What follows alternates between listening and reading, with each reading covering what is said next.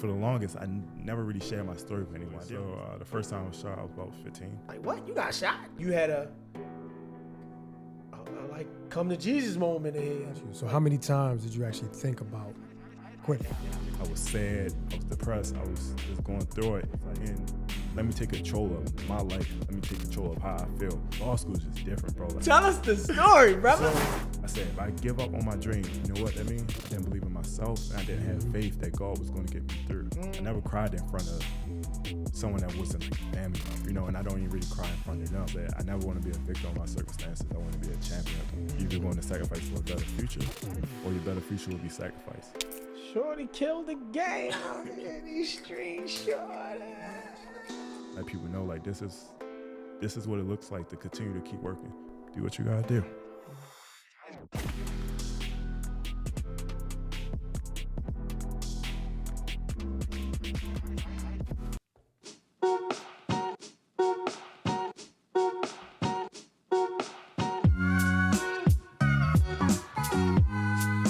Welcome.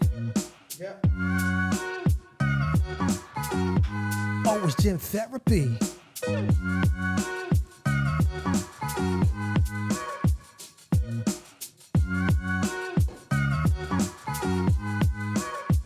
Yes, sir. Here we are.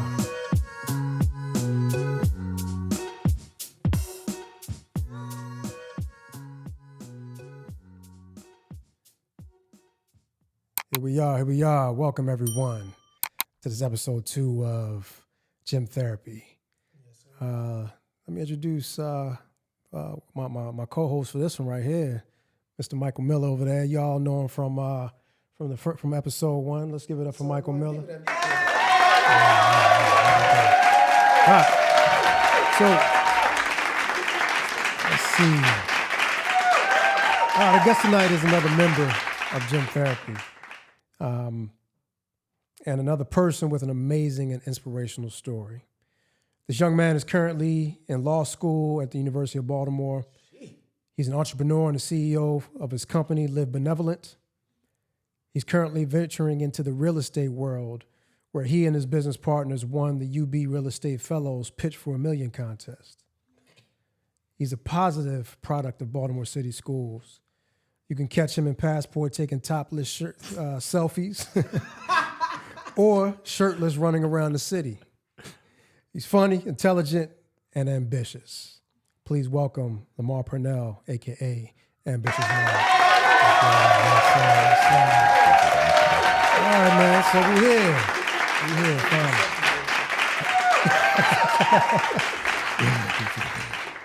Yeah, man, so it's kind of how we're going to start the podcast, man, just asking, like, yo, who is Lamar Purnell? Talk to us. Who am I? So I was born and raised in Baltimore City. Grew up in an underserved community. Went to Baltimore Public City schools. I mean, I am Baltimore. I mean, that's how I look at it. You know, even when we had a news article written about us, you know, it was the son of Baltimore, and I think that was really fitting for this, you know? So, I mean, that's it. That's it. All right. So I mean, just talk about how you, I mean, man, you and Jamal have, you know, had some great conversations in the gym.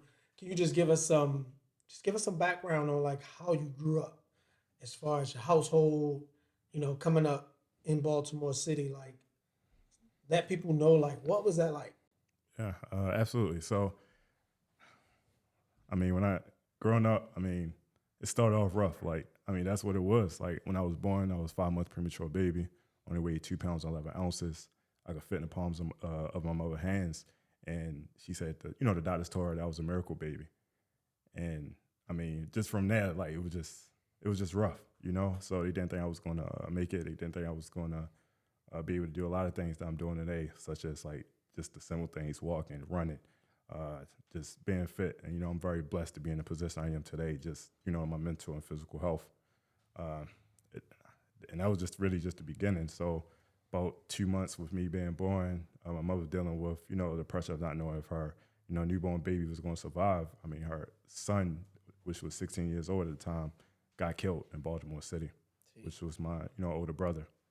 So it was just like one thing after another, for her. Sound So on that a little bit more. Like, what happened? really just like wrong place, wrong time. And yeah, he was a victim of gun violence. So that's really what like brought me to everything I'm doing today with like Live Benevolent Behavioral Health Clinic, trying to tackle the trauma that many of other individuals in Baltimore City are going through. Because, I mean, these are the things that we see in underserved communities, the gun violence, the drugs, I mean, you name it. I mean, it's there. So, Did you look up to him a lot? Like, were y'all close? no, But you so, was yeah, I was just you knew born. okay, I was gotcha, just born. gotcha. So, I mean, I always just hear stories about him, like, how he was a stand-up guy. Like, at 16, the stories I hear, you would think that he was like a grown man. So that lets you know that he was really mature for his age. And, like, the whole family loved him. Like, he was really loved. So when he got killed, it really, I mean, the whole family was just hurt by it, and it changed everyone's life, And for the longest, I never really understood the things that my mother was going through or did, while I was growing up, because, I mean, during the time, she didn't feel like she had the comfort and stuff that she needed to get through the situation. So she leaned towards drugs to cope with it. And, growing up and saying my mother was like in and out of my life and stuff like that, I never understood like why she was in there for me. She was there during different parts of my life, but, she was going through her own challenges. And it wasn't until like, I don't know, maybe in high school, it just I sit back and just sat there and like really try to rationalize some of the stuff. And that's something you can't rationalize unless you're a parent, unless you really lost a child like that. That's something that you can't really understand. But those things, like, I say this all the time, like, when a person dies, that affects everyone. Everyone, not just one person, just not just the parent. It just affects everything. And I feel like it changed the whole trajectory of my life, my mother's life. Like, I always used to hear a story about her, like, having a great job, doing different things for the family. But that was a part that I didn't see growing up because of the things that she was going through. So I used to always think about this parallel universe, like, what if my brother didn't die? How would life been for us? Like, we'd have been probably living in a nice house, doing stuff that family does, But, I want to shout out my aunt, for picking up where my mother left off when my mother couldn't do it anymore. And, my aunt, my cousins, they stood by me, made sure I had the love and support I needed. My grandmother, God rest her soul, she, did the same thing, so it takes a village. So, if anybody asks me today like how I get here, I definitely shout out, my family and my friends that, continue to support me to this day. So who did you stay with? Who did you? So when I was about 7, I moved with my aunt. We lived over west, over there on Liberty Heights and Garrison. So I went to Callaway Elementary. I went to Garrison Middle School. And then, so we grew up over there. Learned a lot.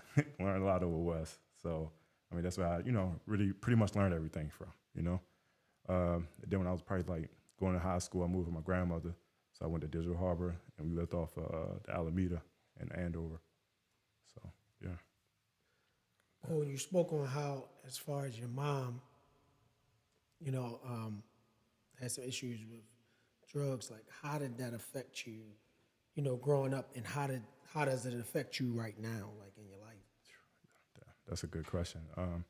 It's so crazy because when sometimes I look back, like my childhood, I think about how, I didn't know how to explain it, but when I was younger, I was always sad, because, I mean, I'm a mama's boy, I ain't gonna hold you, like, I'm very,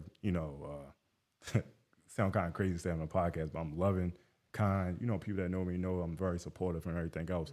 So a mother's love is very, very important. And it felt like I didn't have that, And so a lot of times I just felt empty inside. Right. And I didn't really realize it, but, that kind of create abandonment, like, feel like you have abandonment issues, Absolutely. So it was times that I wouldn't see my mother, where she would just go missing and stuff like that, going through the things that she was going through. So I definitely think it affected me a lot. But one of the things that stood out to me when I was about 5, my mother told me life isn't fair. And I never understood what she meant by that. A lot of people probably like, why would you even tell that to a 5-year-old? But that's the reality, and maybe she knew that she was going through her changes and that the world wasn't going to, be nice to me, just It ain't nice to nobody, right? yeah, like it's just that, she knew I was going to go through some stuff, and she told me right then and there, like, look, life isn't fair. And I carried that for so long. So a lot of times you'll see me like, y'all know I don't like to ask for help. I just, you ask me what's going on. I'm just trying to like get through it. You know, I was just like, I'm good. You know, Mike, you can really, contest to that by the situation that we had. But I mean, that's what it was because I had no choice but to be strong. Like my life literally was that, like resilient. Right. And it's so crazy that my therapist said I was she basically said I was the definition of resilient. And I never really realized that until now. Like when you tell your story to someone is just sitting there like, wow, like how are you here right now with everything that you've been through? With me, it was just like I never really looked at it like that because I'm just continue to go. I'm just continue like it is what it is. Like life happens, things happen. Like you just gotta keep pushing, But when I look at it now, I'm just like, damn, like I'm blessed, Right. Because my story, yes, it's a great story, but the thing is that a lot of people in Baltimore City go through the exact same thing that I'm going through, But they unfortunately may not have made it this far because it's hard to continue to push through these obstacles, these adversities. Because there's a lot of times where I felt like I was doomed, like nothing I was going to do was going to change anything because I was working day in and day out and wasn't really seeing too much of anything change. Right. So one of the things I wanted to definitely get into is, if you don't mind, you're having a disability. You said you're premature. Growing up in Baltimore City, we know kids can be cruel.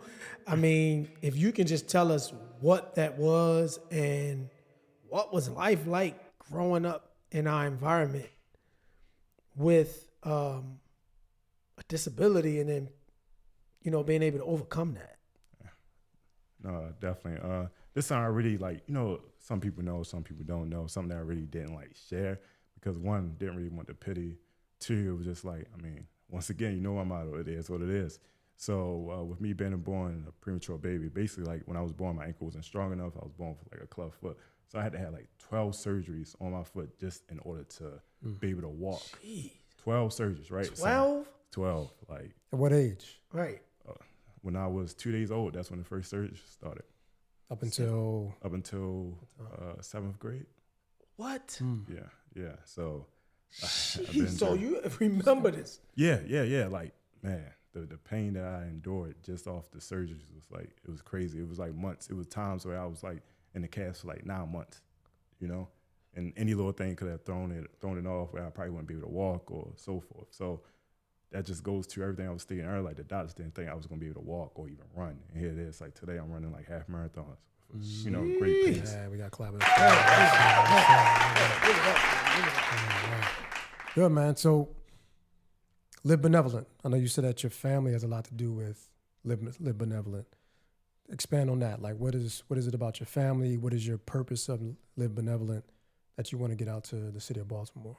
Absolutely. So Live Benevolent is a behavioral health service, which provides therapy, substance abuse counseling, and psychiatric rehabilitation for both adolescents and adults. So I started Live Benevolent. So it's crazy. So I actually started Live Benevolent in college. It was a project. So basically, me and my friends was always talking about how we wanted to change things, how we got tired of seeing all the things that was going on in our city, but we felt like we couldn't do anything about it. So we all came together. It was we can do something, even if something is small. So we started going into different communities, letting people know, look, here, we are Live Benevolent, and we're ready to serve you. So basically, whatever you need, we are here. We were just doing small stuff, though, community cookouts, asking them, the residents in that community, what do they need to feel supported, And that time when we did that, we was about 19.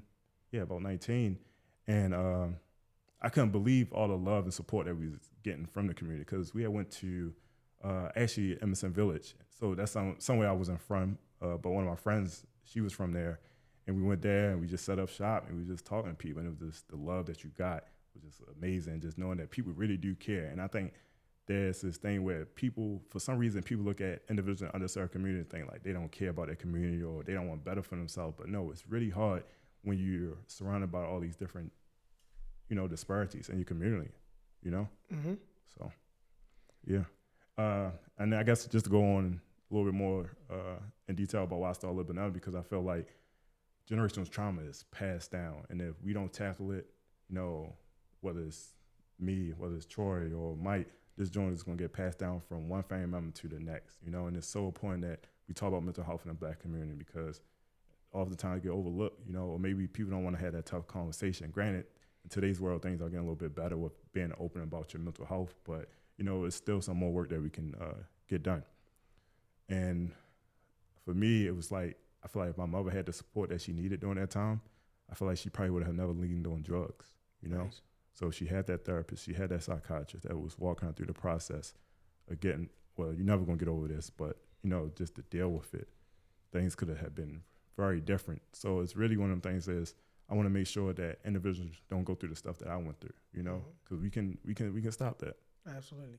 And I heard you say that you recently started taking advantage of therapy. Like, Yeah. what made you, being in that business, we're both blessed to be in the same business, but what made you realize you may need therapy? It's funny that you're helping a lot of young people take advantage of it, but sometimes we don't know what we need for ourselves. Yeah. So what made you decide, like, you know what, this may be something I need to do for me? Yeah. So for me, like, I was always putting therapy off. I was very aware that I needed it, very aware that it was something that I, needed to tackle and deal with. But, we always say we so busy doing this, we doing that. So I get to it, like the first time I actually spoke to a therapist was probably like in college, like, like the school counselor there. Wow, you did it in college? Yeah, like it was just like 1 or 2 sessions one night. Okay. But I felt good, Right. I mean, none of us have felt good, but just recently I really like, been locked in with my therapist. And the reason why I did that, because I realized a lot of my childhood trauma was coming out now, and I've been suppressing it for so long.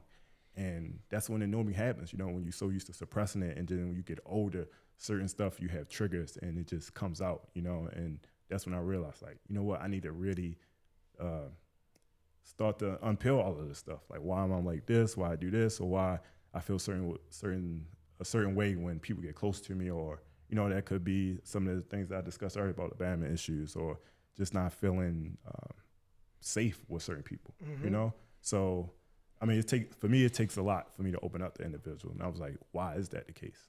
So have you found that we in the gym talking all the time, so me and Troy know, like, it's some relationships, young ladies, you get into a relationship. How has the abandonment issues affected you, even in relationships, Right. Yeah.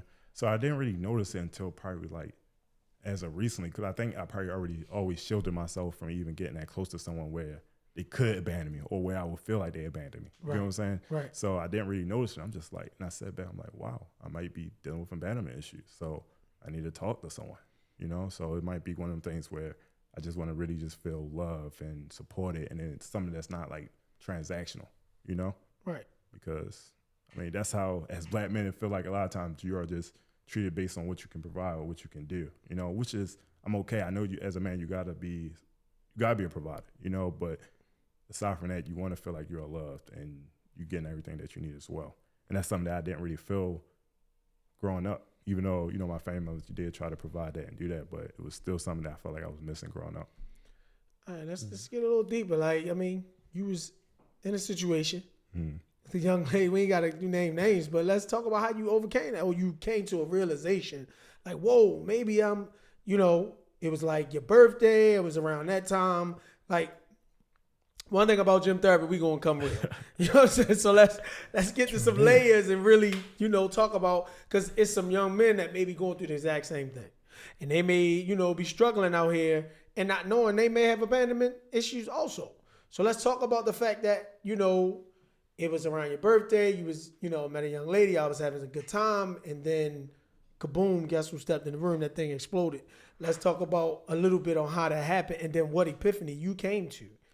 Because I remember, like, therapy started around that time, right? Or close to it, or before that? It might have been a little bit before. A little bit before that, yeah, okay. Mm-hmm. But, nonetheless, I mean, I'm one of them people that's like, just show me you care, because I'm going to show you I care. I'm going to do whatever that's needed to show you that, I'm really vibing with you, I'm messing with you, whatever the case may be. And during that time, I think I felt like that really didn't happen.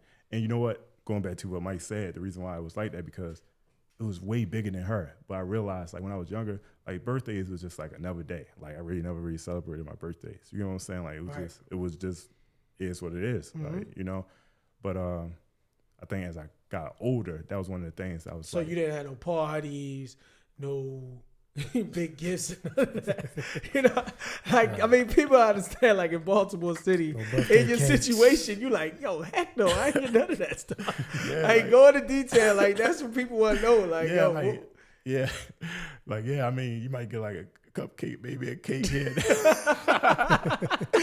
maybe a Little bare minimum birthday. yeah, man, little birthdays. Like, you know what I'm saying? So it always been like, birthday's just another day, and I just carry that, like, with me for the longest. And I think, yeah, because you celebrated for like a month. Yeah, hold on. Biggie Smalls over here. Birthdays Right, was the bir- worst day. Yeah, he had a birthday month. Yeah, so, I mean, once you explained that, like, to us in the gym, it like really It made became sense. clear to me Yeah. why you make it such a big deal. right, Yeah. right. So I think, right. So once again, like, it wasn't even about her. It was just like, I want to be celebrated, you know? And if a person celebrated me, that showed me that they really care, you Okay. know? So, yeah, because for me, like, my love language is like acts of service and gifts. And yeah, so just show up for me like I show up for you. That's, you know, it's pretty easy. But you ain't got sick. Yeah, I mean, the schedule's a little conflicted, but Yeah. Mike, Oh, like, yeah. tell it. Tell So- it. Hey, you know what I'm saying? Let's- Like, let's I want to speak get on the it. details. So no, oh my goodness, I guess the greatest advice that these guys gave me, right, is not to take advice from your peers, like the ones that your age, because they only going to give you the advice that they can give you from almost your lens, because y'all the same age or maybe y'all do the same things. But when I talk to these gentlemen right here, that's, you know, in their 40s, they check me like, Yeah, "Well, you might." y'all, that's what we in our 40s, Yeah. yo. Just messing with you. Yeah, they check me like, you know, maybe you was tripping, you know, and maybe you need to apologize. Maybe you need to get it together.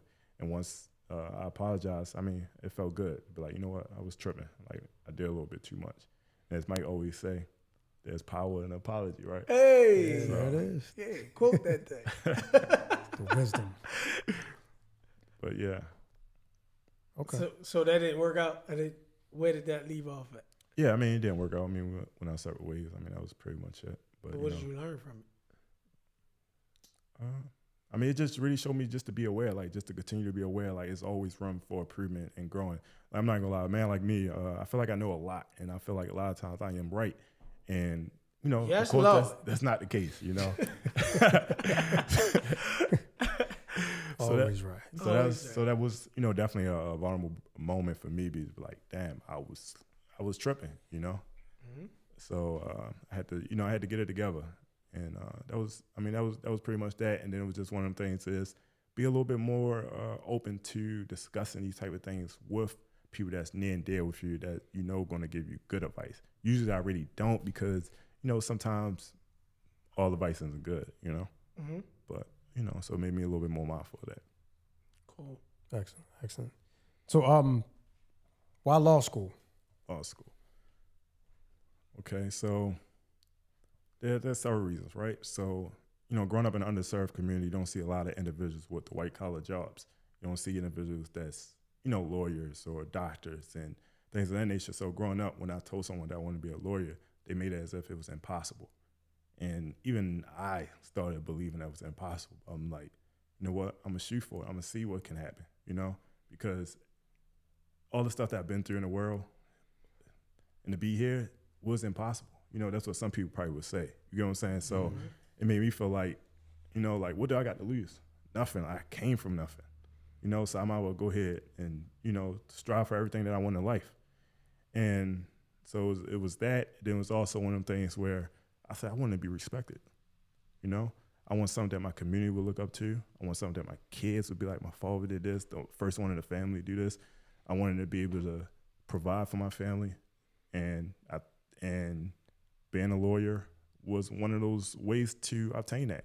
And not only that, like, you growing up in an underserved community, like, I'm looking at, you know, you're looking at this abandoned house, you're looking at the way maybe police is treating people in the community, you're looking at all these things, and you know they are just like, it's not right. Wow. So you're thinking about, like, what can you do to change that? And I felt like being a lawyer would give me the resources and the tools I need to be an agent of change, you know, to do something to help the community, to further the community. And the crazy thing about all of this, right? So I remember when I was in high school, so there was 3 things that I wanted to be, or I was like, could possibly be my career, right? So I said the first one was be a lawyer, of course. The second one would be a businessman. I was like, I'm not good at math. And granted, I didn't know that you didn't have to be like a, math whiz to be a businessman. Right. But I knew you had to take some more math classes, so I went to go get my MBA or something. I was just I know like, how to count that bread. Yeah. Oh, yeah, that I know it's how all to do. there. There you go. That I know how to do. And then the other one was to be a therapist. So it just hit me today. Well, not today, but a few days ago that I'm literally doing everything that I thought about in high school. And that's the thing about life. I mean, you speak things into existence, and sometimes we think we're just talking, but it's like God is hearing, and your subconscious is hearing also. So subconsciously, you attract those things into your life, without even knowing it. You know. And mind you, you're doing this at 27? 27 years old. So that in itself is amazing. Just everything you're taking on at this time frame, with law school, business, helping people, helping the community. And this is what we need more of in our community. People that are actually trying to make some change and help people out, because Baltimore's one of those cities that is always on the top of the list as, getting a bad rap. Whenever I travel somewhere, you from Baltimore? Damn, The Wire? First thing I think about is The Wire. Right. But being in a position, and we've had conversations about this before, like you're in a position now to where you can change the trajectory of your family's life going forward. Right. Like I know that's, heavy is the head that wears the crown, and that's a lot of responsibility, but you obviously show that you can take that on and do it with ease. Not necessarily ease, but there's some struggling there, but you make it look effortless. Right. And I commend you on that. Like I said, that's a lot to take on at age, and keep surrounding yourself around the people that are pushing you towards that, because you're going to help the people that are around you to do the same thing, particularly family members, and like, my cousin, my uncle Lamar, he's this, that, he's that. So keep that part going, man, definitely. So absolutely. And I like how you said that word effortlessly, because a lot of people will see me and say, like, you make this look easy, or you doing good, or you might have came from a great family. Like they just know things just been handed to me for whatever reason it might be. And for the longest, I never really shared my story with anyone. I didn't really start sharing my story until I started Live Benevolent.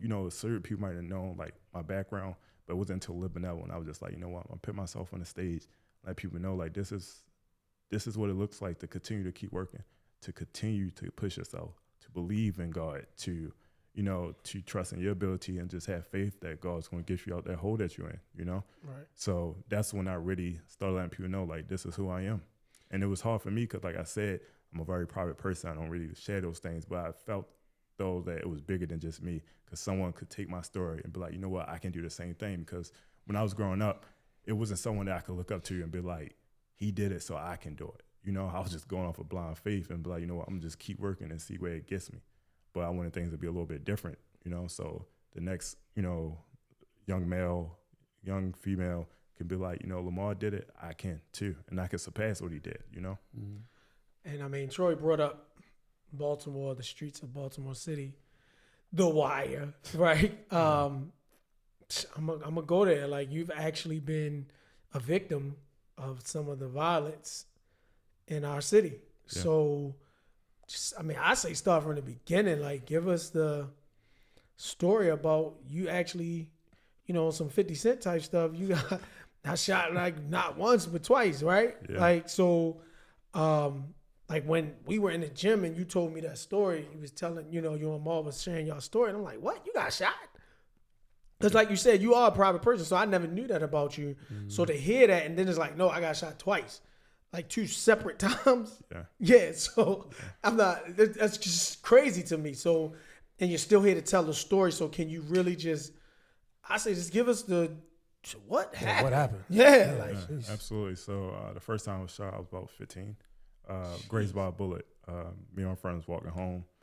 It was around this time, probably like late October, November. And literally it was like, one guy came out of nowhere. He had a mask on. And me and my friend was like, shit, we need to cross the street. But it all happened so quick. Next thing you know, we get to where the guy was at, because we really couldn't tell that anything was about to happen. But you can kind of like get a sense. You know? Yeah, that street smarts. That's that Baltimore City. It's great, go down. Yeah, you're about to get down. So when we get right there, it's like 10 guys. So I'm like, oh man, here we go. So that's when everything just broke loose. Like, that's when everything happened. So we just running away. What happened?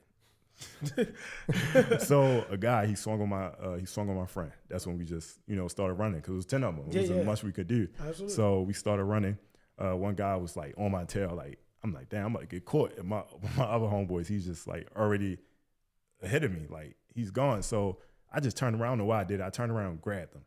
And I grabbed him. I paused for a second. He paused. Nothing happened. I threw him. And that's thing you know, I started running some more. The guy came. He was like right there again. He pulled out the gun. He said, if you don't stop running, I'm going to shoot. I'm going to shoot. He said, stop running. I'm going to shoot. I'm going to shoot. That's thing you know, I just kept on running. Shots went off. So me and my friend, we came back together, walking down the street. He said, bro, your face bleeding. And at this time, like my adrenaline up, so I didn't feel anything. And come to find out, I just got a big gash across my face. Gash right Yeah. Grazed on your face. Just think of how close that is. Gee. Man, if you don't know I'm just going to tell you this. You have so much purpose on your life to know that a bullet grazed. I'm sitting here looking at the mark, bro. Like, getting like, I'm full right now to know, like, you got so much of a calling on your life. Like, that could have been it right there at 15. Especially in Baltimore. Exactly. It's like we've already, Doc's telling you you're not going to live from the start.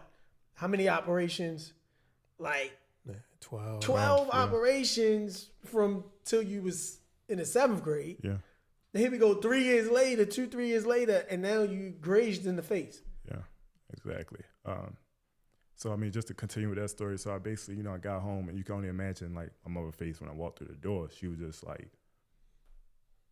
what? Like, what happened? Like, what is going on? Then I told her, and, she just, she broke down.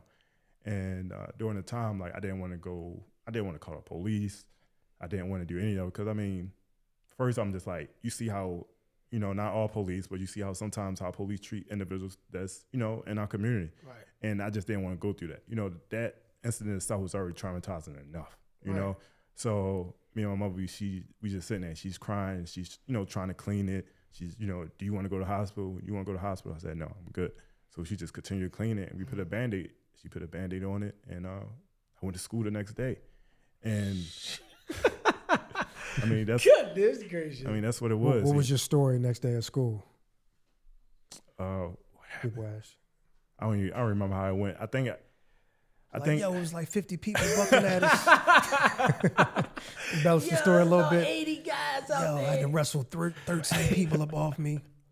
Yeah, and I pull out my Uzi. So during that time, you want to make it like you tough or like you're not really affected by it. But I mean, to be honest, I was fearful. Like, I was scared, and I dealt with that for the longest. Like, I didn't tell people that because, growing up, you want to be like, you tough and you're not dealing with it. My mother asked me, I'm good, Ma. Like, but no, in reality, I'm like, I'm scared. I'm thinking like this can happen again at any given moment. Like, I'm on a bus, I see somebody with a mask, I'm already getting like a little, anxious. Like, I'm trying to like, do I gotta do something to him before he do something to me, you know? And then that's when you start thinking about different things like, do I gotta carry a gun now? But at 15, this is a reality. And I'm just like, well, I don't want to get, and go to jail and stuff like that, but I also don't want this to happen again. Right.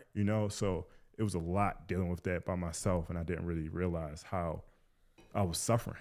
I was suffering inside. And then one day I had a conversation with my mother when I finally did tell her, and she was like, baby, just give it to God, And like literally we both was crying because we knew, stuff is dangerous and knew that, this was affecting me.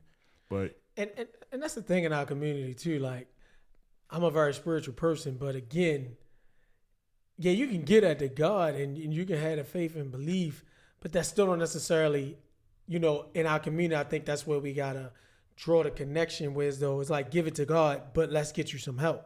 Yeah. Let's go talk to somebody. Let's get some therapy. You know what I mean? Again, hence why you probably needed therapy, and you're not getting into late 20s, but needed it right then and there at 15, which I think ties into your passion of living benevolent and how you wanted to start that, not realizing like, so another child won't have that fear you had, or they can get the help and get the therapy that's needed early, because you were coming up really just making it happen. Like you honestly shouldn't be here. Yeah. But you are, and you're in your right mind because you could have lost it. Like you said, that is straight trauma. I just got grazed in the face with a bullet And now, yes, you should be scared every day going to school, doing the things you do on a daily basis. And that's the thing, like, I realized that I got this far because I suppressed it all, and but that started to come out. It's coming out. It's out. like, I need to tackle it before something happens. Right. I don't know what that could be, but I don't want to see. So I'm like, let me address it. Right. Right. And then, so the second time I was shot. So Which sound crazy. Let's talk about that. Now let's get to the second one. You got to be kidding me. Hey, y'all, this Baltimore City, like, yes, but we want to show, one of the things we want y'all to see is like, yes, he went through his trials and tribulations of our city, but was still able to come out on top. Like, so give us the now second part of that. Like, second time, you're already afraid, grazed in the face, and then you get shot again. Yeah. So the second time, so this was the semester, first semester after college. So me and my friends had, got up because one of my friends, he went to college somewhere else. So he just, finally came back to the city. So, we got up, about to do something. It's like, once again, it's like December. So, things, getting dark early. So we was walking to the bus stop. I wasn't even driving this time. So we walked to the bus stop. It's three of us, two guys. Like, it was crazy because it's literally like. So you were in college or out of college? Just finished college? Yeah, no. It was my first semester of college. Oh, okay. And we was just wrapping up for the semester. Yeah, wrapping up the semester. So it's three of us. Me and my friends, like those two, they was on the sidewalk. I'm on the street. Then we seen two guys. When I say they was like all the way across the street, but when it happened, it's like they zip lined towards us. They got towards us so quick, like it was just crazy. So once they got to us, one of the guys, he pulled out a gun. He got my friend behind me at gunpoint. And then the other guy threw my friend down to the ground. And I'm just left, like, just right there. And for me, it was just like, if anything was going to happen, I don't know why I was thinking like this, but if anything was going to happen, I wanted everyone to be in, like, good standing. Like, why you got to be throwing him on the ground? Like, why you got to be trying to beat him up? Like, you're going to take our stuff and rob us, just let that be it. So once that happened, the guy was on, I just grabbed the guy, threw him in the bushes. And that's the me and my friend we just started beating up the guy. The guy ain't fight back. He ain't do nothing. And then now, my other friend that was at gunpoint, he was still right there until he wasn't. He was still right there. Till he wasn't. We beat this guy up. Yeah. You look up, your friend gone. So it was so crazy because, like, we all was real close. And the gunman started running towards us, but it was like I didn't know. But my other friend that I just helped get the guy off of, it's like we had some type of psychic stuff going on. Like, he was like, yo, get out of there, but it was no words exchanged. Right. But I knew that I needed to start running. Right. So next thing you know, shots go off. 4 shots. 4 shots go off. I got hit on my leg. And when I got grazed, I burned. I'm like, ah, shit. But when I got hit, I'm thinking it was a pellet gun or something because it didn't sting. I'm like, oh, it's a wrap now. Like, right. We could get busy because then I realized it was only a BB gun or something like that. But, I just kept running. And boy, like, you can't make this stuff up. So I was ran through an alley, and it was basically barricades, so I couldn't do nothing. So the only thing I could do is lay there. I'm like, I had to turn my cell phone off, hoping that joint don't, go off, and he find me in that alley or whatnot. But my friend. So he was chasing after you, still trying to come. At least that's what I thought. Okay. I didn't know. I just know that I couldn't run no more. You know what I'm saying? So so I was just sitting there waiting for a second. Then my friend, he went out, walk in and find me and whatnot. So we got back up together. Realized that I was grazed by a bullet. Gunshot went through, what you call it, long johns? Mm-hmm. Yeah, them long johns. It was cold. Yeah, our boys was cold. He got them long johns on. What? So I realized it went through my long johns and my pants. I'm just like, damn, like a graze wound. Right. Like, my shit just bleeding. So this time, I'm like, I'm going to go to the hospital because when I was 15, I had got grazed by a bullet and left a nasty scar on my face, which I had to get surgery on later on in my life. So this time, I was like, even though I'm okay, but I'm like, I just don't know the damage of it. You get what I'm saying? I don't know what's what. So I was like, you know what? Let me go to the hospital. So we went to the hospital. Of course, we go to the hospital. The detectives come asking what was going on. Really, wrong place, wrong time. But they didn't want to hear that. They wanted us to be like we was into some stuff when we wasn't. You know, and they just wanted to make it like it was that when it really wasn't. I'm just a college student, bro. Yeah, I'm just a college student trying to do the right stuff. Right. You know what I'm saying? Like literally, like that's all it is. And they were just so focused on trying to make it something that it wasn't. So I'm dealing with that now, Right. And literally the thing that I was trying to avoid when I was 15 is happening when I'm 19 now. Wow. You get what I'm saying? And I wonder if that has anything to do with the fact that the lawyer thing, because it seems like you keep bringing up the cops and how, how some of them are crooked. It seems like you got a passion, for the community. Yeah, I mean, I feel like if you're educated, you have the resources, certain things not going to happen to you. Some people not going to be able to play with you. And I'm just not talking about I'm just talking about, I don't even know how you explain it, but just on a point where an individual can't take advantage of you, Right. take advantage of me or my family and so forth, because I know how to handle it, Nice. So during that time, the police kept coming to my house and, telling me to come to the station and stuff like that. But really, I'm traumatized by the event. I didn't know nothing. Then I felt like they not making me feel like I want to even talk to them because of the way they treat me anyway. You get what I'm saying? So they, harassing me, and I'm just like, bro, I'm just trying to go to work. It was time where we had went back to school, so I'm just trying to handle that. And you come to my house all types of hours, and it's not making things even any better. So during that time, my mother was like, you know what? Cause I think the police came at like 2:00 in the morning. Jeez. So my mother was like, you're not taking my son out of here. And he was like, why not? I mean, he's of age. You know what I'm saying? Because, Right. my mother, she's 19. like, that's my baby. You're not Right. doing enough for him. So the police start saying, well, I'm going to hold you in contempt if you don't let me take your son. So it was just like mayhem going on at that minute. Into what? What? That's crazy. Yeah, basically saying that she's interrupting the whole, investigation. Investigation, right. Right. And during this time, I'm living with my mother and my grandmother. My grandmother's just like, she know that I'm frustrated about everything. She know what I'm going through mentally about it. And she's like, she don't want me to go with the police either, but she don't want my mother to get in trouble. So at that point in time, I didn't want to see my mother get in trouble either because she wasn't backing down. Mm-hmm. She like, Nah, I said your what kids, I said. you go hard. Yeah, I said, say what I said. But at that time, I was just like, you know what? I'm gonna go. So I mean, that was that. So they took you to the station and Yeah, I mean, questioned you. they took me to the station. They kept asking me to pinpoint someone that literally I told them time and time again I didn't see the person. I don't know what the person looked like. So Wow.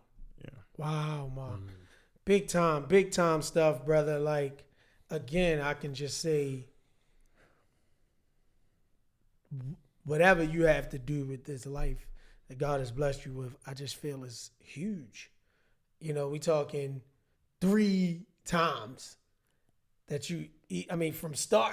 from birth, Yeah. that I feel like the enemy, is trying to take you out for some reason, because he knows the greatness and the bigness that you're about to do. Like me and Troy talk about, and even Maul and Perez, we talk about this all the time. It's like, what 26-year-old is running a business and going to law school at the same time? And I mean, I'm just going into it a little bit, like, that's one of the biggest reasons, we're excited about Passport Fitness and gym therapy and how it came to be. I know you had a like come to Jesus moment ahead. Like, when was this? Maybe last year? Yeah. Yeah. What was this? Last year? Yeah. Around this time, maybe? I mean, it was like pressure. You were going through trying to get your work done in law school. Business was like, I've been there, so I know where you were. I could just see it in your face. You would come in the gym and you would just space out. Like, you would just be somewhere else. And I'm like, bro, stay here. Stay present. Stay here. And you're like, yeah, you might. You're right, Mike. You're right, Mike. And I'm like, because I knew you were worrying about the situations. And then, like, talk about, like, because, again, we want to get real. Like, because, ladies and gentlemen, like, we would work out, and then it would turn into these long, drawn-out conversations. So what we're giving you is some of the conversations and how it came to be. So talk about that evening. Like, you came in, your heart was heavy. You could tell. Like, what was going on in your mind and your life at the time, and then what came out of it? Because after that, I can honestly say, like, yo, you started eating right, you started reading more, you click, started yeah. doing a lot of self-help. Like, you just became, to me, a different person. And then you just was with your shirt off every 2 seconds online, on social media. So, you know what I mean? Everybody talking about, who's the guy y'all hang with y'all with the six-pack? You know what I'm saying? So now you got all of us want six-pack. So. Make it sound like our OnlyFans or something. Right. Right? Yeah, we got, little people, they want six-packs now. So talk about that time, because I feel, to me, you can tell the details, but I feel that was like a turning moment in your life in the last year. So I'm gonna have to break it down to two parts, right? So the first part I'm gonna have to break it down to when I first discovered that Troy was training and doing these things, right?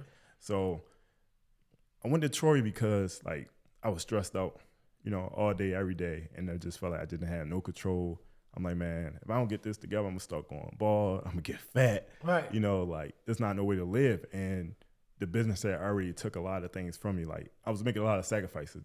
Basically what I mean is like, I didn't have money to go out, didn't have money to buy clothes, didn't have money to do a lot of things. So I was like, let me take control of my life. Let me take control of how I feel.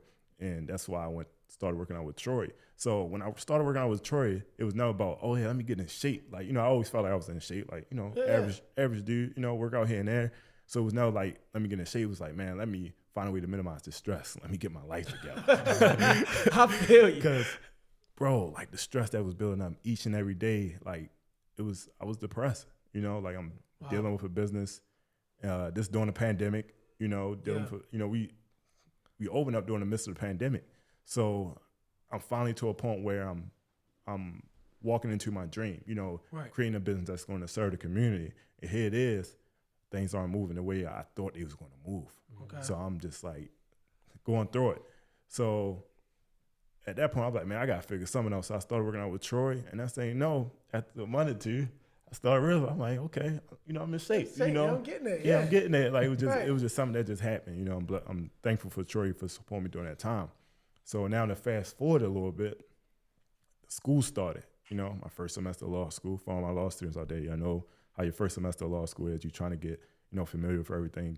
You might be dealing with imposter syndrome. You might be like, damn, do I really belong here? Right. And you really don't know, like, law school is just different, bro. Like, that first semester, you don't know how grading is going to go. You don't know nothing. You just working just like anybody else. Mm-hmm. And you're around all these smart kids, so you might be thinking, like, am I really that smart? I don't need to be. I'm not supposed to be here. Yeah. You know what I'm saying? I lost my life 3 times. And I'm from Baltimore Public, city schools. You get what I'm saying? So that right there What do I know? Yeah, exactly. Yeah. Exactly. So that was already planned. Playing on my mentor, which I shouldn't have never let it happen because I'm just as smart as anybody else out there, That's right. And if not, I got the ability to learn and figure things out. That's right. Nonetheless. So during this time when I had I literally had a breakdown for some weeks. Like normally I'm able to shake it, but for some weeks I felt empty and I couldn't do anything about it. Empty. I was sad. I was depressed. I was just going through it. And, most times I was able to shake it, but this time I just wasn't. And it was just weighing me down. But knowing that every day I had to get ready to work. And let me put, during this time, am I right that this is where you left your full-time job? Yeah. Okay. Oh, yeah. You gotta, I'm just, tell a story. Yeah. Take a deep breath on that. Tell us the story, brother. So, my first semester of school, as a part-time law student, I was still working a full-time job at the federal courts and then going to law school and running a business. Yeah. So that right there was insane. Impossible. I set myself up. How Tyler said in the gym, your daughter, Troy, that's impossible. That's impossible. So I had already set myself up right there. So then, I eventually quit my job, but I quit my job not because the business was making money, but I quit my job because one or both of my dreams was going to fail. Either my business was going to fail or I wasn't going to do good in law school, or both of them was going to happen. So I was put in a position where I was like, I got to leave my job. And that was the scariest thing for me because this was like 24, 25. I had just bought a house. Life was good. Like, it was what it was. Like, I had money in my pocket, money in my savings, just bought a house. Yeah, we know you like to dine out. So, treat yourself. You know what I'm saying? Check the IG pictures. So I'm at this point in time where I'm like, now I got to take this leap of faith and quit my job.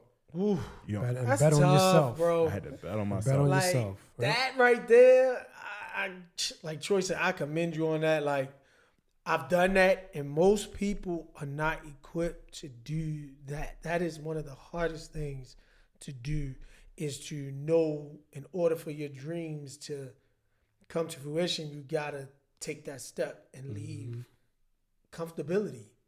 And you actually did it. Yeah. But then we fast forward to we still in the gym, you're working out, but you're losing it. Like Losing it. we saw it in your face.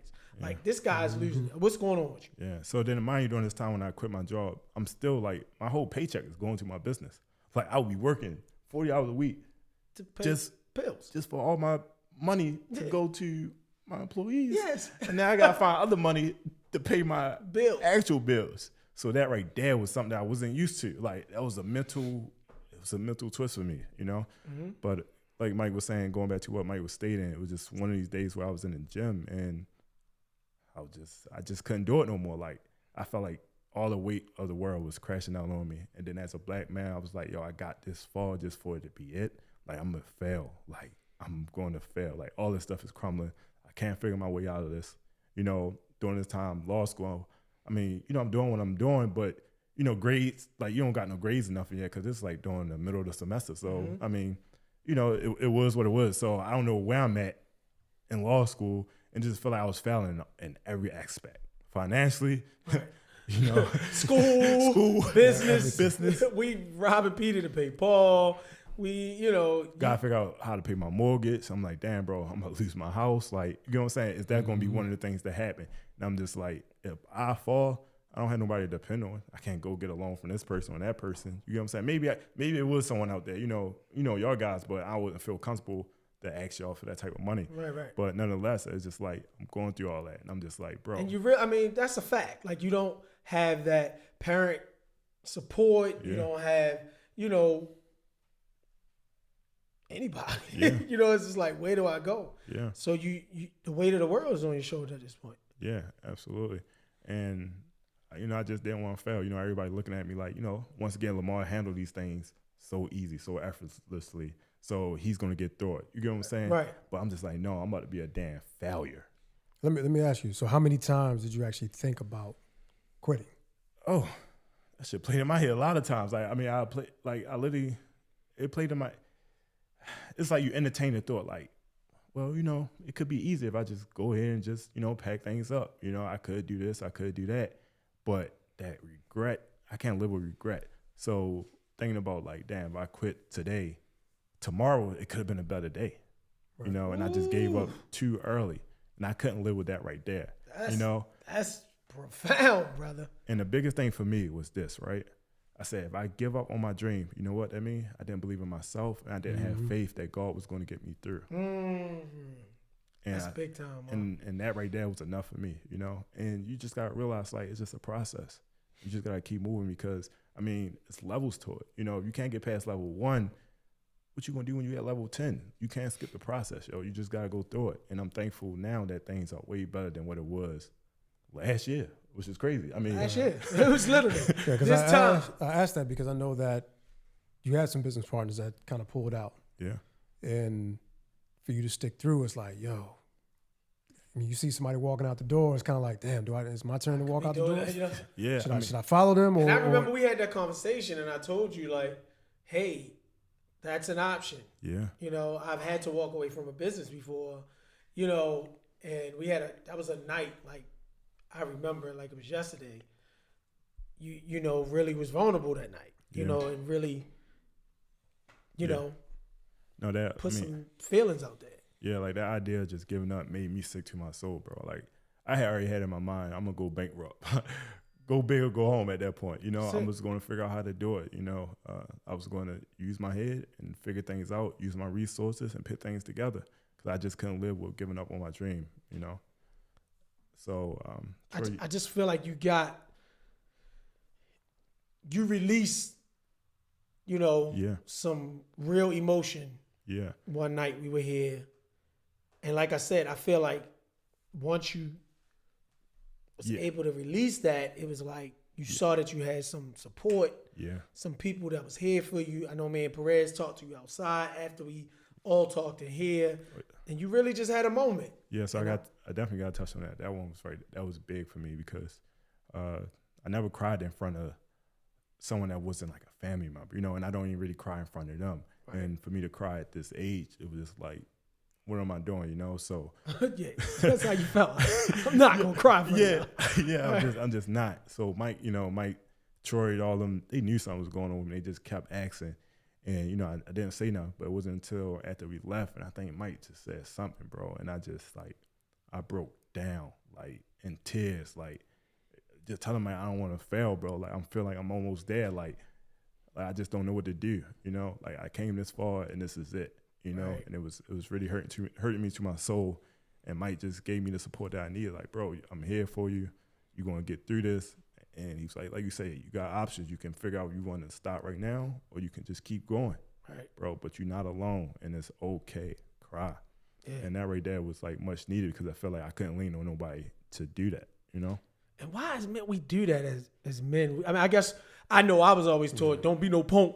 Yeah. You better not be crying, boy, shut up, you know? Yeah. And I'm not saying, of course, we don't want to whiny young men, but I'm just saying in our community, I feel we have to break that stigma and teaching our young men that, you know, don't be crying, you know, but we need to get that out. That thing is healthy sometimes, you know? Yeah. So, I mean, talk about how that, you know, release some things and you was able to move forward after that.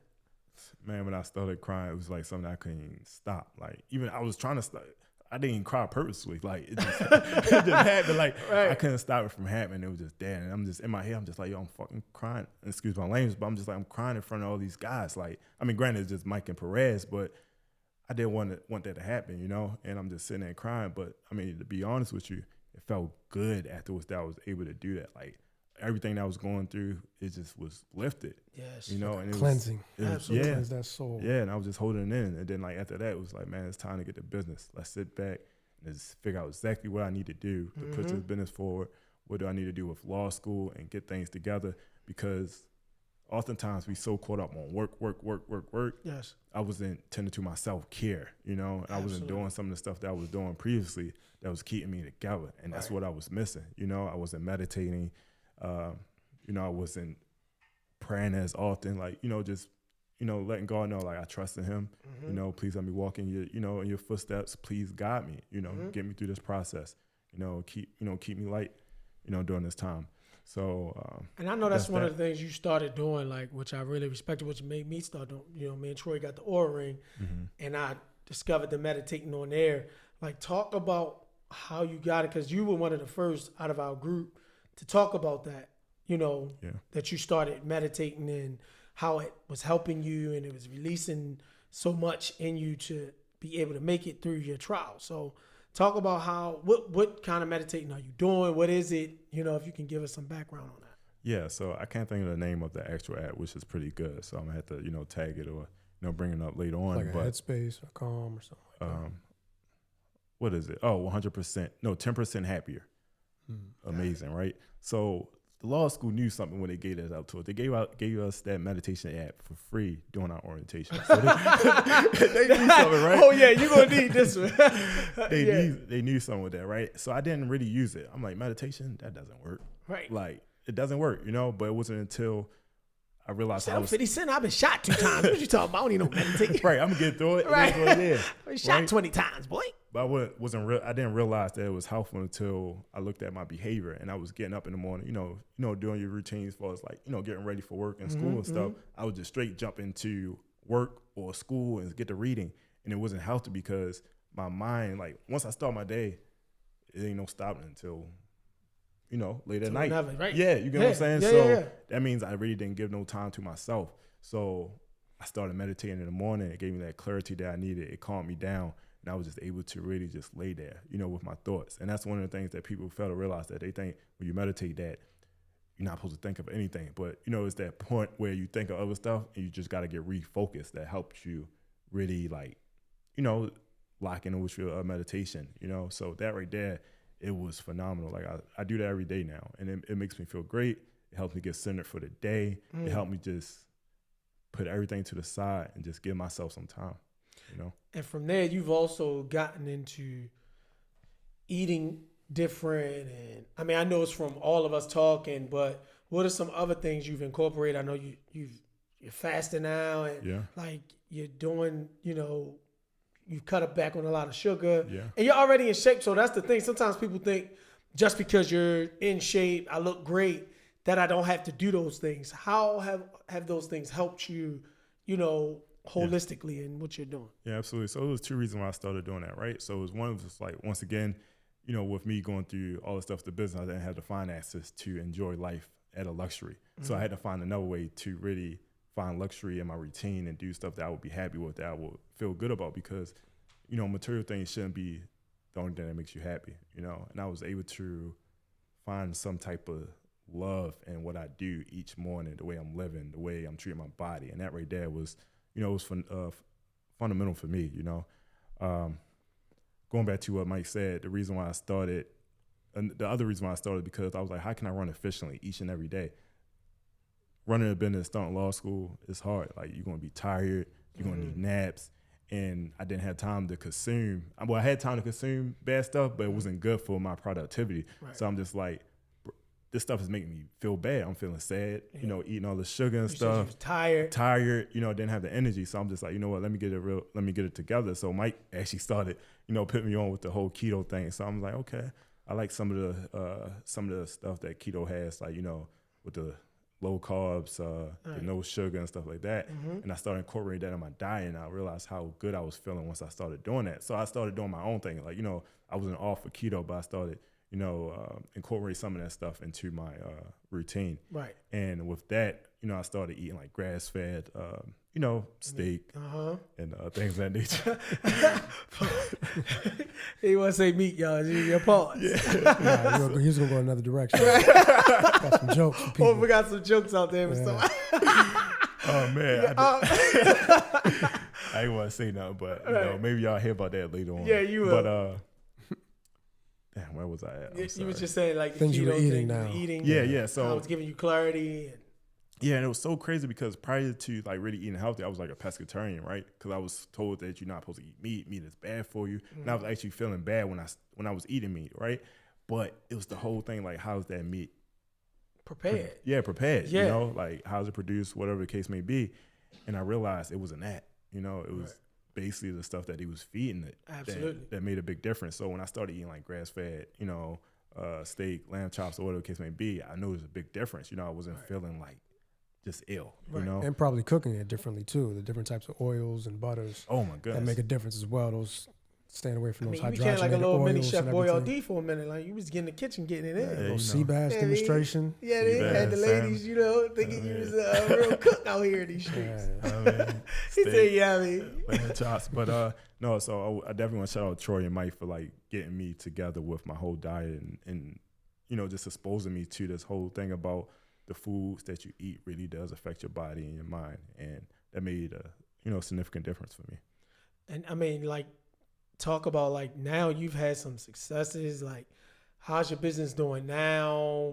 Mm-hmm. Like, things are happening. I know y'all just got y'all certifications in order, and I mean, just give some success stories of what's going on now in your business and in law school.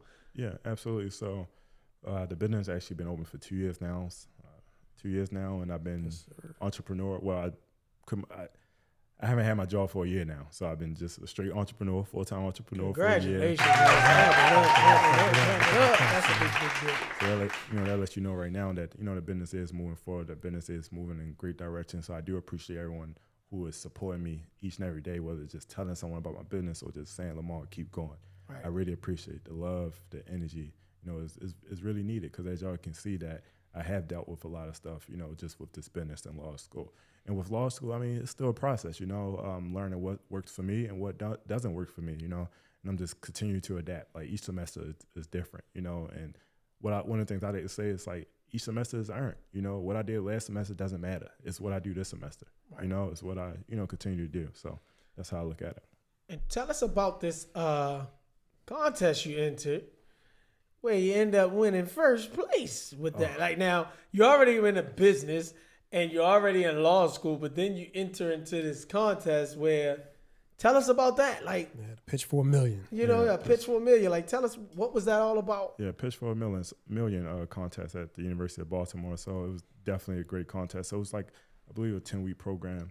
I don't know why I keep signing myself up for these different things, So once again, I'm going to school, running a business, and I was like, I see this opportunity, and it was one of them things where I didn't know when this opportunity was going to present itself again. If you know me, you know that, I'm real big on building generational wealth, changing the community. So I was just like, let me pursue this right here. Let me find out more about real estate. Let me figure out how I can really get in a mix of things and, make some changes in Baltimore City, because we all see all the vacant houses in Baltimore City. We all like, why isn't anyone doing anything about it? So, me, I get tired of saying those type of things. So I wanted to figure out how. So I was, got in a competition, and he really broke things down from ground zero to what's needed to be done to be a community developer, and I say community developer because it's also asking the community, what do they want in that community? What do you need? Not just being a real estate developer, but being a community developer, figuring out what the community need, whether it's more access to whatever it might be, right. So. And I mean, that's one of the biggest things about business is supplying a need, finding out what a need is and fulfilling it, right? Yeah, absolutely. So I had 3 members that was on my team, and Shout out to team members, man. Yeah, shout out to Wesley Hawkins and Amber Jones, phenomenal individuals. We went up there, did our thing, let the community know what we was going to do for the community, what was our goals and things of that nature. And our real estate development firm is called 3 Walls Development. So what exactly would y'all do? What did y'all win? Like what are y'all going to do? Like what was it? So we basically won $15,000 towards a $1 million loan. Yeah. Wow. Mm-hmm. To do what? To do some development in the city. Nice. Exactly what I was talking about as far as the vacant homes. So there are 3 homes on Preston Street, East Baltimore, that we are looking at right now that we're still trying to acquire, so we can turn those to livable homes, because those 3 homes are right in between livable spaces. Well, not livable spaces, but individuals that are actually living in a house. So for people to be living right in the middle of a vacant, it's like, come on, let's do something about it, So absolutely, that's that. That is awesome. Congratulations. Yes, thank you. Congratulations again. And I mean, one of the biggest things I want to touch on is we're talking to somebody that didn't even know he was going to be able to walk. Yeah. And you, myself, along with Jamal, we just completed a half marathon, and you smoked us both. You definitely smoked us. I mean, your mom was close. I was right there, but I mean, you finished it in like 2 hours and 15 minutes, something like that. And you never stopped. Never stopped. And you was a person that didn't even know if he was going to be able to walk. Yeah. Like, talk about the preparation that went into that over the summer. You were running crazy amounts of miles, like 7 miles. Like, you were killing it out here. Like, talk about that process, what that meant to you coming from that. Talk about that a little bit. Yeah, absolutely. So shout out to my boy Dot. So he's the reason why I even did this half marathon. Yay, Dottie. So if you know me, like, there's a love and hate relationship with running. And he was like, we was always talking trash to each other. I did a Spartan race. Yeah. And shout out to Spartan. Yeah, yes, sir. And he did, a half marathon. He's like, you can't do what I do, And I'm just like, damn, I really don't want to run. So, but I think me. Right. And I think I already got a 6-pack, so what I need to run for. Right. So, I think he said it around everybody too. So Troy, Troy, did. that was his little protege. So Troy, like, what you going to do? You just going to back down? So we had a shake on it. So in exchange, I did a half marathon and he did a Spartan. So that's how it got started. So now I'm like, damn, I really got to run now. You really got to run? Because if I do not run, oh my God, these guys is going to hold me accountable, and they're going to be like, you said you was going to do it, you did not do it. I was like, you know what? I don't want to live with that one right there. I'm going to hear that for a whole month. So, I started preparing. I went outside and just started running, as soon as I started running again, I think I ran like 5 miles just off the break, that run is high. I was just like, okay, not too bad. Not too bad. And I just, I created a whole running routine. Shout out to Jamal for sending me like a routine that I started to follow. And, I mean, that was pretty much that. So by the time October 15th come, which was my race day, I haven't been running for like maybe 2-3 weeks. Midterms came around. You know, they always joke me about this whole thing about. Look, it's very common. There's always time. There's always time, right? Always time. So October 15th come around. I'm not gonna lie, I'm a little nervous at this point because I'm just like, I haven't ran for 2 or 3 weeks, and I don't know how my body's going to react. Am I gonna be able to go through it, or how I'm gonna feel? But that day, it was like, you know what? I trained for it. You know, it's mind over matter. Let's do what I came here to do. So I was thankful to have Jamal and Mike, you know, there with me to run, which meant a lot because, you know, I was planning just to run by myself. Right. But, you know, they signed up for it, and we was out there.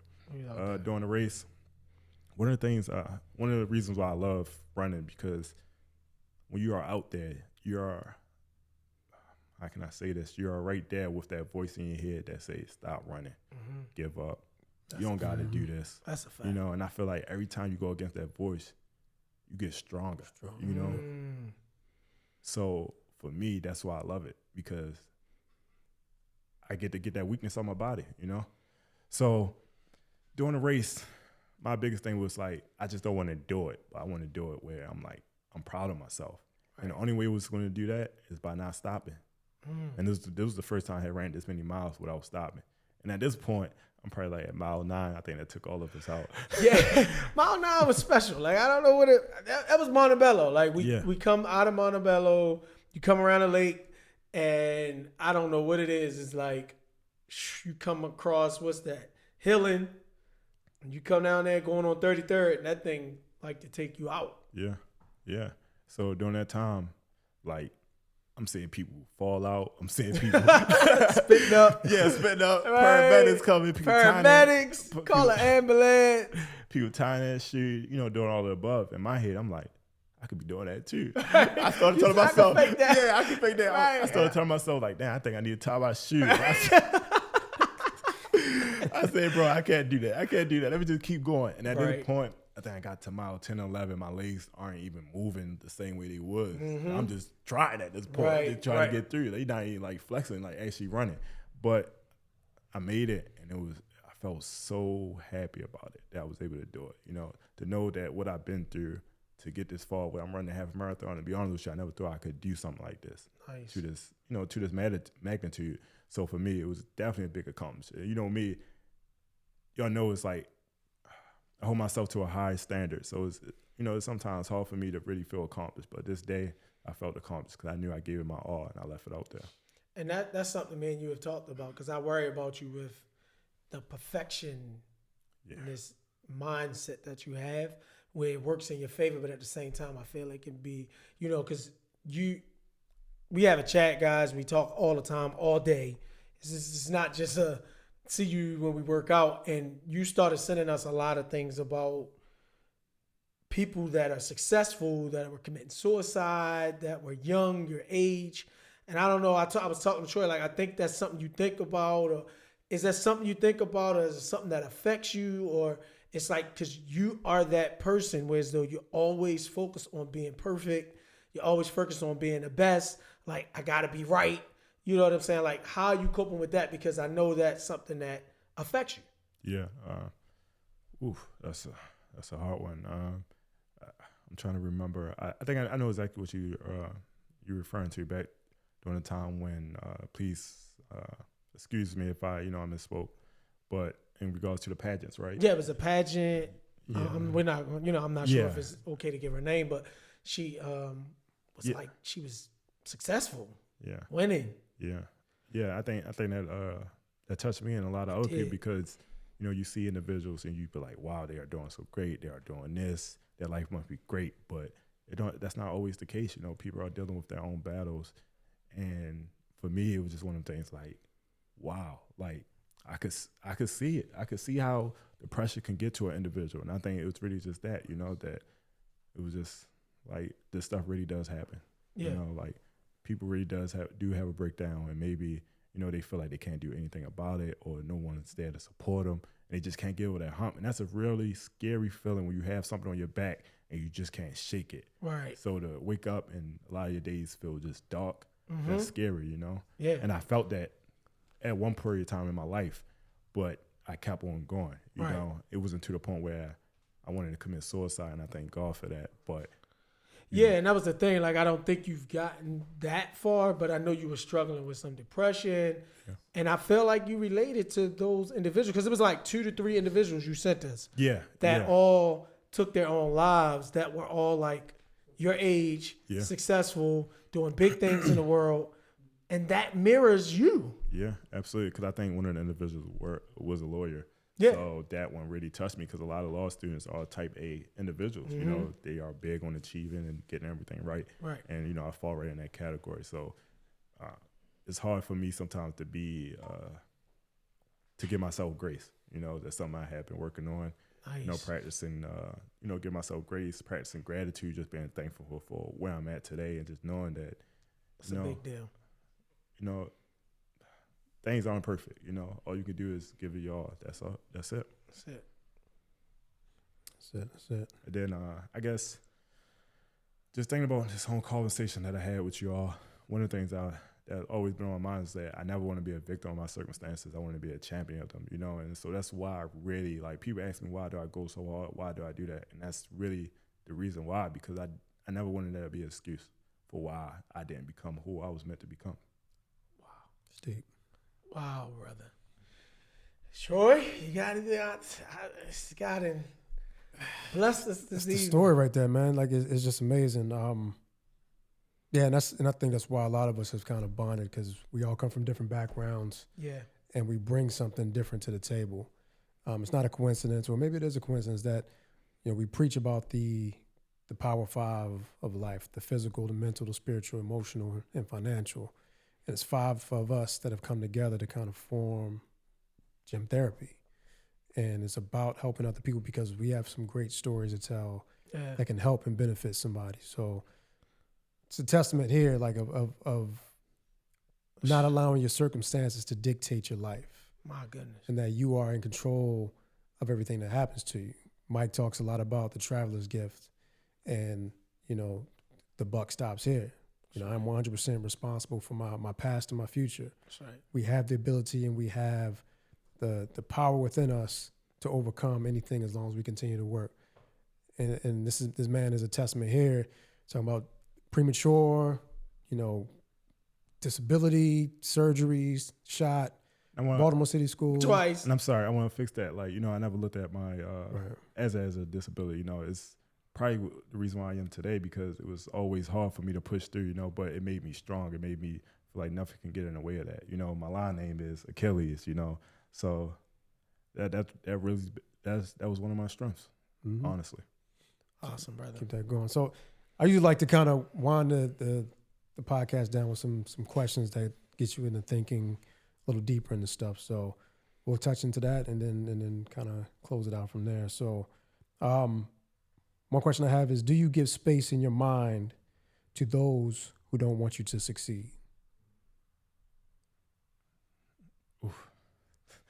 That's a good one. I think I acknowledge it, but then I came to a point in my life, I realized that they are going through their own little situation where for some reason they don't want me to succeed, or they might feel like, you know, I'm getting in their way or taking their shine. You know, it's not really much you can do about it, you know. I still be loving to those individuals. I still love on them and let them know, like, you could do whatever you want to do, you know, and if you need my help, I'm here, you know. So, like, all the time you see it, you know, some of your friends, it might not be purposeful or they might not even realize it, but they might say certain stuff that be like kind of throw you off. But all that you can do is either address it, you know, or just let them know that you are here for them, because obviously they're having some type of insecurities within themselves. Great. Nice. Great answer. Another one that I love is, do you take the advice of your fears? Golly, Troy. Yeah. Take the advice Kill of it. my fears. Mike didn't stall during his. So I'm just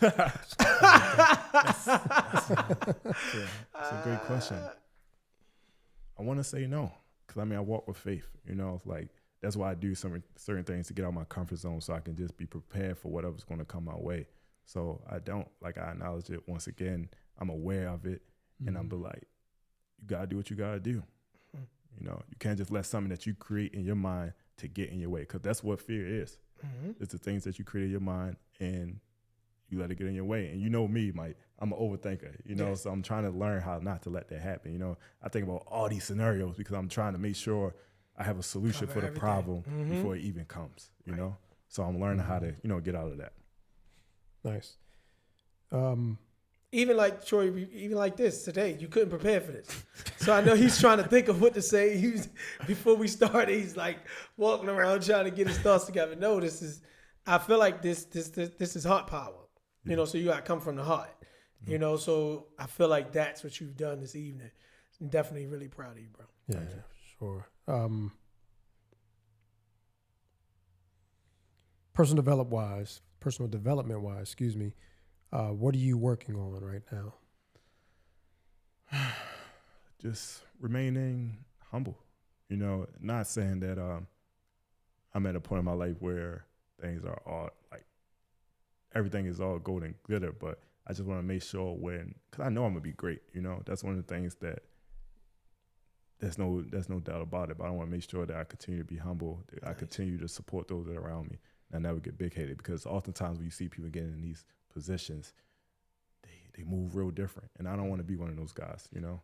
But would you say one of the biggest things is our circle to be able to keep all of us grounded? Like, how does that help you? Yeah, absolutely. Like just having, you know, the older guys check you when, you know, you might be out of line, or just, you know, pin you, you know, just, oh my goodness.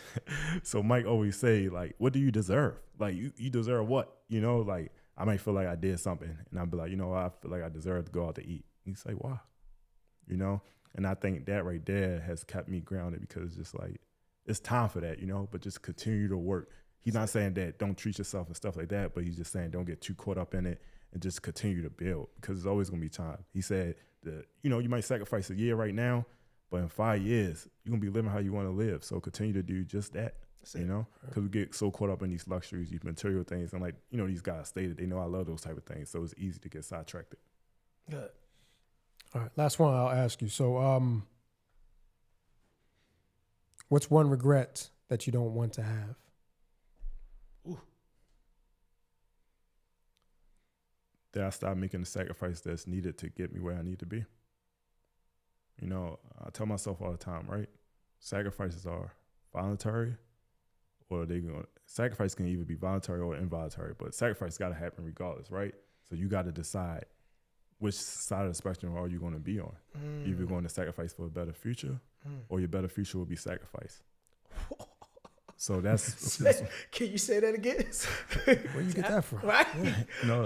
Is that a Lamarism? Yes, sir. Oh, okay. That's Lamar right there. All So, right, you know. take Say that one more time. Run that I back. like it. So right, so sacrifices are something that happen inevitably, right?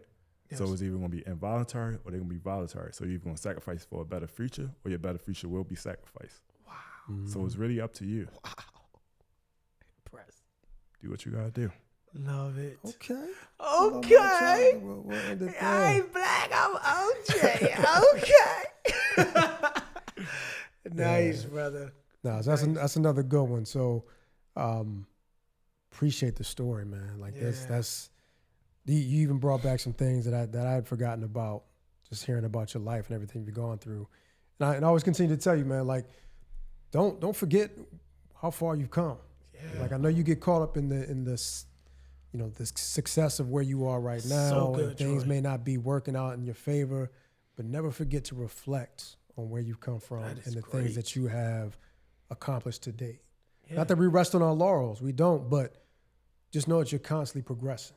Yeah. And one of the things one of the things I was saying, and then we put it in the chat group last week, or Mike did, progress over perfection. That's right. I love Right. that. So you gotta keep moving. As long as you're moving in the right direction, it may not be fast. Sometimes it's zigzag. We talk about chop wood, carry water. Sometimes that line to success is in a zigzag form where you're going up, back, but you're constantly growing and moving. And just keep falling in love with this process, man. That's it. So proud of you as one of my young brothers, just to see where you're progressing to. Yeah. I see nothing but great things in your future. Sky's definitely the limit, bro. I know you're going to be a great contributor to this podcast and continue to motivate people your age, people younger, You know, so keep following up on those things you say you're gonna do, man, because you're really gonna impact this world and this city. And you never know. You might be the next Reginald F. Lewis or something, man. They got a museum named after you and just changing the city. So yeah, sky's definitely the limit. So Absolutely. Yeah, man. Any last words or thoughts for people on here? Yeah, absolutely. I just want to shout out all my friends, my family, my brothers, my mother, my cousins, like everyone, my frat brothers, man, the people on social media that tell me, that don't know me, that just tell me to keep going. I just, I love it. I love you all for, supporting me, because it really means a lot. So thank you all. And I just want to say, man, keep pushing forward. Don't let anything get in your way. Adversity builds character. I mean, look at me. Nice. Shorty killed the game out in these streets, Shorty.